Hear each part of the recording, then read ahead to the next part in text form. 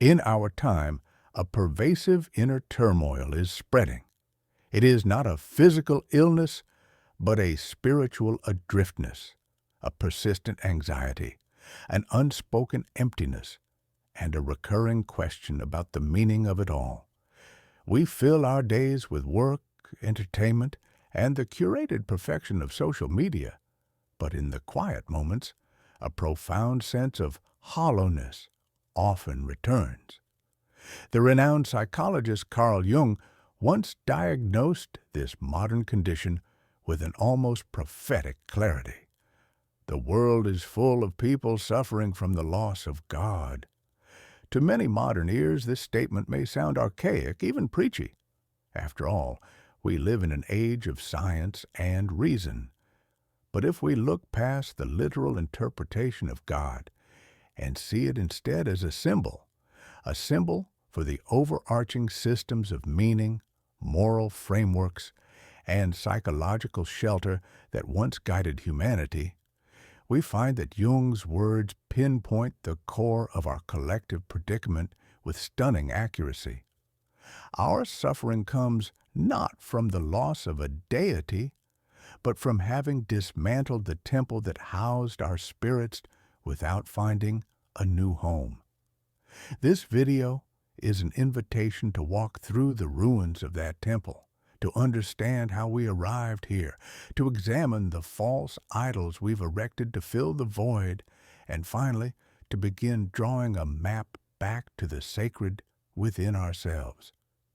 It is not just an analysis of a cultural condition, but a guide for anyone seeking a compass in the noise of modern life. Part 1. The Disappearance of the Grand Narrative, How We Lost Our Spiritual Maps. For most of human history, we did not face the vastness of the cosmos and the uncertainties of life alone. We were enveloped in the narratives of myth, religion, and tradition. These grand stories acted as spiritual maps, showing us our place in the universe, our origins, our destination, and how we ought to live. In these narratives, God or the gods served as the ultimate anchor. They were the source of cosmic order, the final arbiters of good and evil, the explainers of suffering, and the wellspring of hope. A farmer toiling in the fields believed he was participating in a divine cycle. An artisan crafting an object felt he was channeling a sacred skill. Birth, aging, sickness, death, love, and loss, all the raw and powerful experiences of life were woven into a meaningful framework. Every event was part of a grand cosmic drama, and each of us had a role to play. This framework was not science, nor was it meant to be. It was a form of psychological technology, a set of tools for organizing experience, managing fear, and imbuing existence with weight and direction. It provided a sturdy inner sanctuary, a place to retreat to when confronted with the chaos and absurdity of the world. But with the Enlightenment and the rise of the scientific revolution, this spiritual edifice began to tremble. Reason, a sharp scalpel, was used to dissect every corner of reality.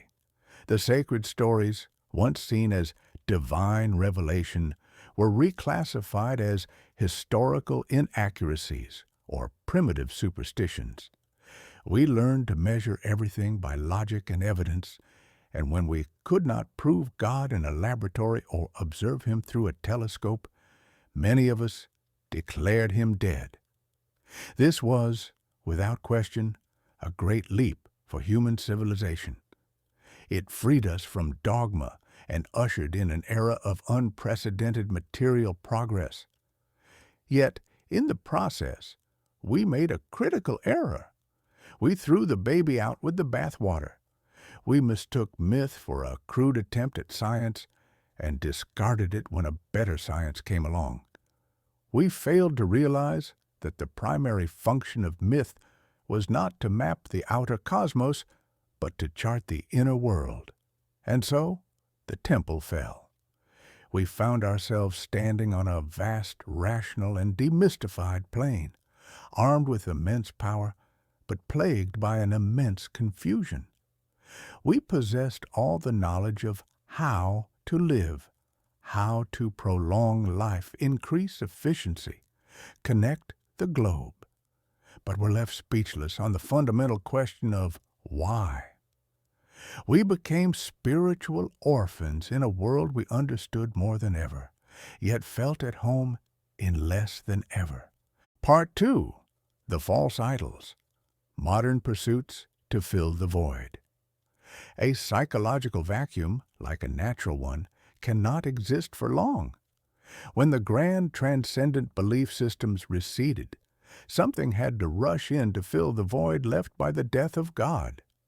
On the plains of modernity, we have erected a series of new, seemingly secular idols. They promise meaning, belonging, and salvation, but they are often fragile, fleeting, and ultimately unsatisfying. 1. Political ideology. In many ways, radical political ideologies have become the new religions. They offer a complete worldview, a clear division between us, the righteous, and them, the ignorant or evil. They have their own form of original sin, oppression, injustice, their savior, a charismatic leader or a revolutionary theory, and their promise of heaven, a future utopia of perfect equality. This demands absolute faith and externalizes all personal frustrations onto a political enemy. For the lost and powerless, it provides a potent sense of identity and purpose. Its danger, however, is that it places salvation entirely in the external world, neglecting inner growth and often thriving on division and hatred. 2. Consumerism. If ideology is the religion of the public square, consumerism is the faith of private life. Advertising is its gospel, constantly preaching the sermon that you are not enough, but you can be, with the right purchase. Happiness is an object to be acquired, the latest phone, a luxury car, a fashionable outfit. Identity is defined not by character, but by brands. Shopping malls and online marketplaces have become our new pilgrimage sites. Every click of add to cart is a prayer, a hope that material acquisition will fill a spiritual void. But the satisfaction is fleeting. Once the novelty fades, a deeper emptiness returns, driving us to the next purchase in a cycle of wanting, buying, and wanting again. 3. The cult of the self and success. In an age without a higher authority, the self has been placed upon the altar. We are told to be ourselves and believe in ourselves, which is sound advice, but it has often been distorted into a worship of personal achievement, image, and success. Social media is the perfect cathedral for this new religion, where everyone curates a divine image of their perfect career, perfect body, and perfect life. Likes and follows are the new amends. We become obsessed with self-optimization, chasing productivity and influence as if the meaning of life is to sculpt ourselves into flawless statues of success. But this self is built on a foundation of sand, dependent entirely on external validation. At the first sign of failure, criticism, or obscurity, the statue crumbles. The common thread among these modern idols is that they all point us outward, to external political systems, external goods, external validation. They are fast food for the soul. They fill us up temporarily, but offer no real nourishment. Part 3. Forging a personal myth, becoming the interpreter of your own life. Where, then, is the way forward? If we cannot return to a bygone era of simple faith and do not wish to bow to these false idols, what are we to do? Jung's answer is both radical and ancient. We must turn from collective external myths to the creation of a personal myth. This does not mean inventing a fantasy. It is an invitation to engage in the deepest form of inner archaeology, to discover, articulate, and live out the sacred narrative that is inherent in one's own unique life. Each of us is the vessel of a unique story. To forge a personal myth is to learn to read the text of our own life. This is an inward journey. Here are a few steps to begin. 1. Listen to the inner voice. Pay attention to what genuinely moves you: a piece of music, a film, a dream, a conversation, a moment of stillness in nature. Notice your feelings, your recurring thoughts, your deep-seated intuitions. These are often signals from your psyche, clues pointing toward what is truly important to you. Do not dismiss them as trivial. They are the trailheads to your personal myth. 2. Find your archetypes. Human stories are full of recurring character models: the hero, the sage, the explorer, the caregiver.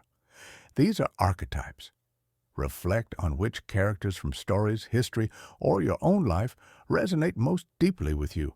What qualities in them do you admire? This exploration can reveal the core values and aspirations that drive your own life's narrative. 3. Establish your own rituals. A ritual does not have to be elaborate.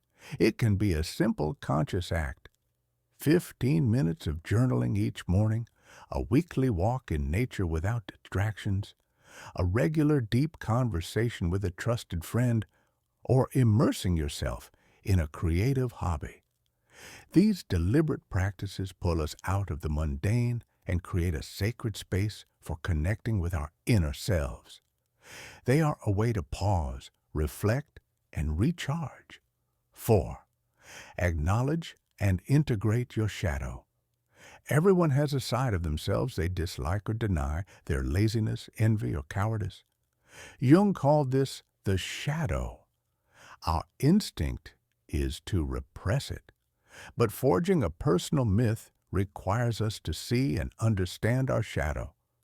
Acknowledging its existence does not mean indulging it. It means developing a more honest and complete picture of who you are. A whole person is a union of light and dark. 5. Serve something larger than yourself. True meaning is rarely found in self-obsession. It arises naturally when you devote your energy, talents, and love to something beyond your own personal gain, be it your family, your community, your craft, or a cause you believe in. This connects you to a larger whole, giving your personal story a transcendent dimension. Conclusion. The pervasive emptiness of our time stems largely from the collapse of old systems of meaning and our failure to build new ones that can truly nourish the soul.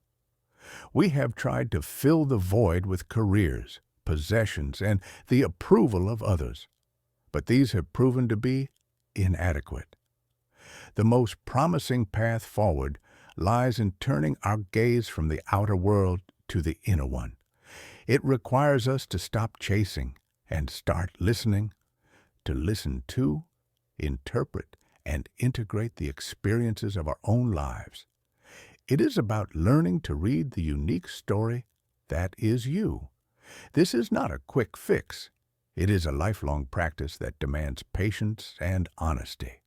The goal is not to find a single perfect answer, but to learn how to navigate a world without easy answers, to take the helm of our own lives and live with a sense of depth, direction, and personal meaning. This, in itself, is the most powerful response to the loss of God.